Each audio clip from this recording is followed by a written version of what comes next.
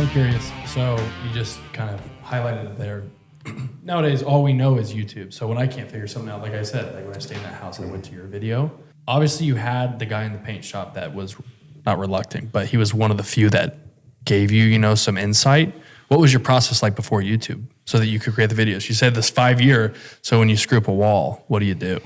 So like if I sprayed a door and the door ran, you had to sit there and evaluate what happened, what went wrong. Was the paint too thick? Was the paint too thin? I started like going, gosh, it feels a little bit cool in here. I'm like, well, I've been painting the house a little bit. It feels a little bit humid in here. How does that affect, how the paint's applying? And you had to start to analyze everything around you.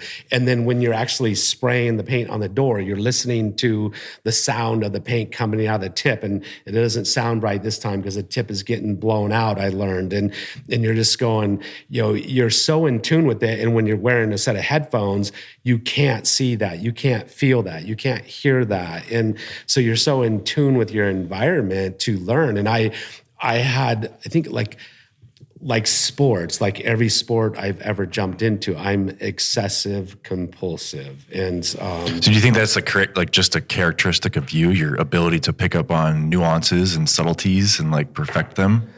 I think it was my excessive compulsive personality is something I was born with.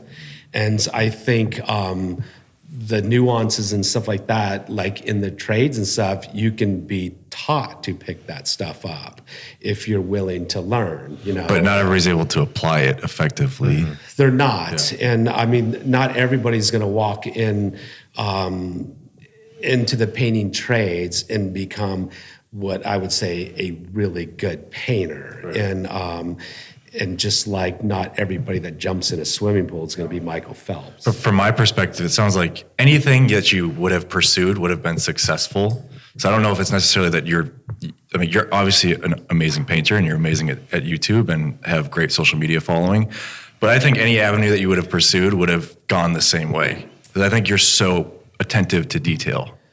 I'm a very detail-oriented person, which can be annoying to some people. Are you writing this stuff down? Like when you hear the spray sounds this way, or like when it ran, it was this temperature in your brain. Yeah. It would just log in my brain. Really? I never wrote it down. I never wrote the information down. Dude, and so the difference. I wish I had that. So the difference, like when I would train my employees, they would come on. My employees, I would hire college kids and I would give them a spray gun within a couple months, and I would say, this is how you spray the door. And they all learned the right way. I mean, I didn't want them to fail because then it would cost me money. So, but when they did fail, because they all would fail at some point in time, there was one incident where, I was gone. I walked to the job site up Bogus Basin Road, and one of my employees was spraying a full interior trim package.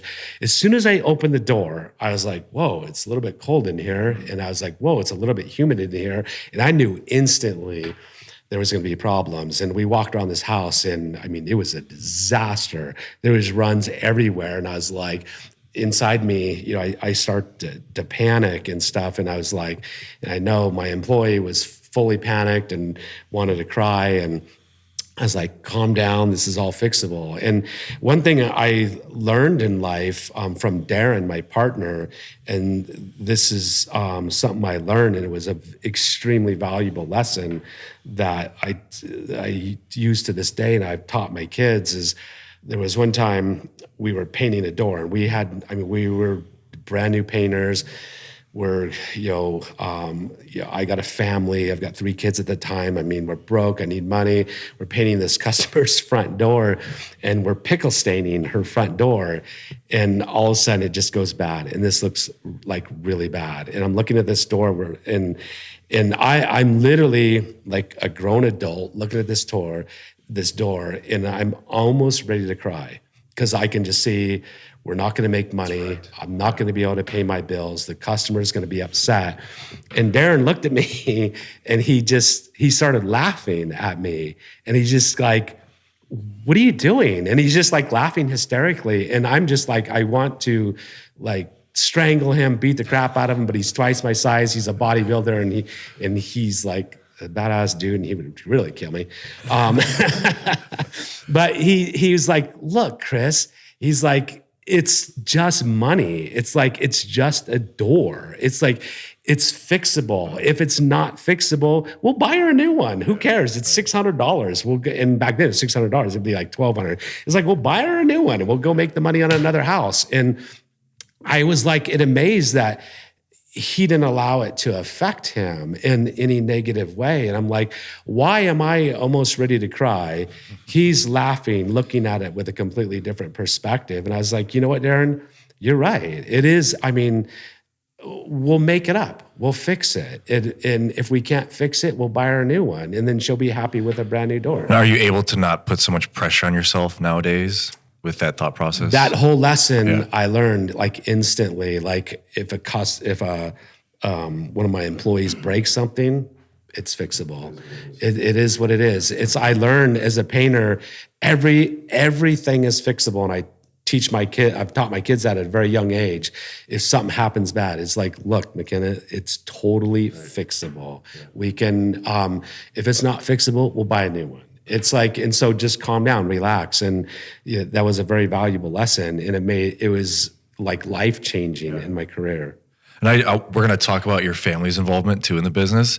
But I want to get back to the Facebook and the YouTube. And when did you start to see the return from putting out content? So Facebook is our YouTube. I mean, there's so many platforms out there now. And what year is this when you first started? So I would say like 2003, 4, 5, 6, 7, 2011 is when I started my YouTube channel. So 2011, I started the YouTube channel. And back then, YouTube, there was no advertising. You didn't make money on YouTube. You just did it, for free. I did it because I had a passion to teach and educate. I did it because there was another painter on YouTube creating videos. And I was so obsessed with being competitive. I wanted to have more views with him, more views. And I also wanted to put out more videos than him. So as a race to like catch up with his, and I don't even remember who it was, but it's just the craziest thing. It's like the Michael Jordan syndrome. Yeah, it's like my competitive nature just like taking over. It's like, settle down, Chris, and so it was probably, will sound crazy, but it was right around, I probably had 10,000 subscribers at the time. And back then that was a lot. Yeah. I mean, it's all relative. YouTube sent me this email saying, hey, do you want to monetize your channel? And I'm like, well, what's that? I'm like, what? Yeah, whatever, click the button. And so you didn't even know that was an opportunity until that point? It was, because it didn't even exist. They just started it. They had to email you. They emailed me. I said yes. They monetized my channel. I got a $75 paycheck the first time. And the camera I was using to make videos cost $75. And I was like, oh, holy crap, that is amazing. And I thought that was the most amazing thing. And I was like, I'm rich. And so I got paid that very first time. And that was shortly after, in 2011. It couldn't have been, 6 months or something like that.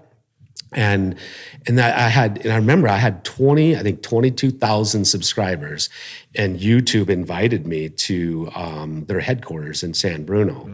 And I thought I was big at that time. So I was like, oh my God, I got 22,000 subscribers. They invited me because I'm so huge. And so I flew to San Bruno, and I roll in there, and they invited me with 60 other YouTubers. And Frono's Photos was there, Jared Polin was there, the Wrangler star, Cody Crone was there, Steve Ramsey was there, woodworking for Mere Mortals. I became good friends with Steve, became good friends with Cody. Makeup by Mandy was there, and she was making like $1 million a year at that time, and that was a long time ago. Through YouTube alone, she was. Yeah. And I remember that was when. So I mean, it was when reality hit. Jared, Wrangler Star, Steve Ramsey, they hadn't hit 500,000 subscribers at that time. And it was the race to 500,000. And that's when I was like, why am I even here? It's like, these guys, this is a joke. But I went through this seminar with them, and I walked out of that seminar going, I'm going to make YouTube my full-time job. I'm going to figure this out.